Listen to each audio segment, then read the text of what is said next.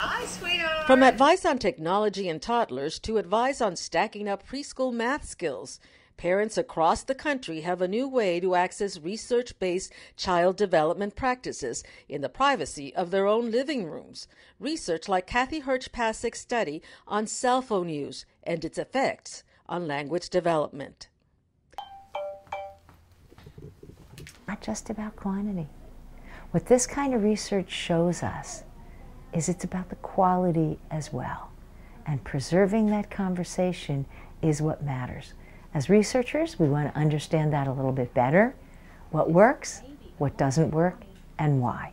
And researchers want to share that knowledge with the folks who need it most, parents, with a focus on Latino parents. New research indicates a new study shows there might be, but there's a new study which suggests a new Child Trend report shows that parents can play a major role in getting teens interested in STEM jobs. With funding from the National Science Foundation, Child Trends is collaborating with the national syndication company Ivanhoe Broadcast News.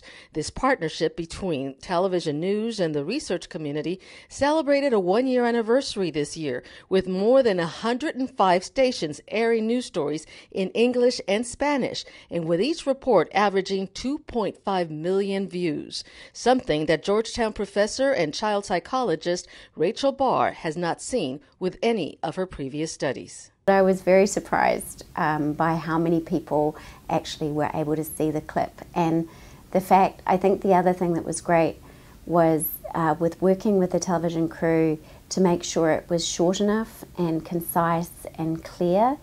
That was incredibly helpful for me. That's even bigger than that one.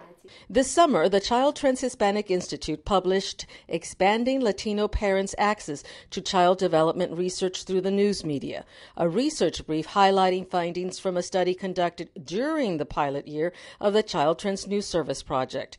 The brief highlights crucial steps for communicating child developmental research to the public, especially Latino parents. Reinforce well-known research-informed behaviors, even when you know these behaviors have already received widespread public attention. Take time to understand your audience's needs and interests and consider how you can relate your messages to these interests. Use visuals to emphasize the information you want to communicate to depict relatable situations, activities, and outcomes. Carefully consider whether and how to present information related to the achievement gaps between ethnic racial groups. Provide context and a rationale for the gap, including possible factors associated with low income and poverty conditions. Ensure that both the content and presentation of information is relatable to your audiences. One way the Child Trends News Service is doing this is by highlighting the work of child developmental psychologists like Natasha Cabrera of the University of Maryland. For this study, we looked at a sample of 74, I believe, dyads, couples, fathers and children.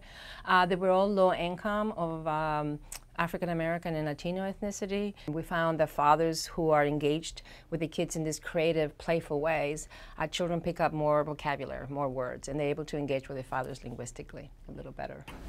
I see you. It's a win-win situation. For parents to be able to adopt parenting practices that can best support their children's educational success, they must have access to high-quality research that is communicated effectively. And for researchers like Rachel Barr, this is a way of sharing important research widely and in a very professional way.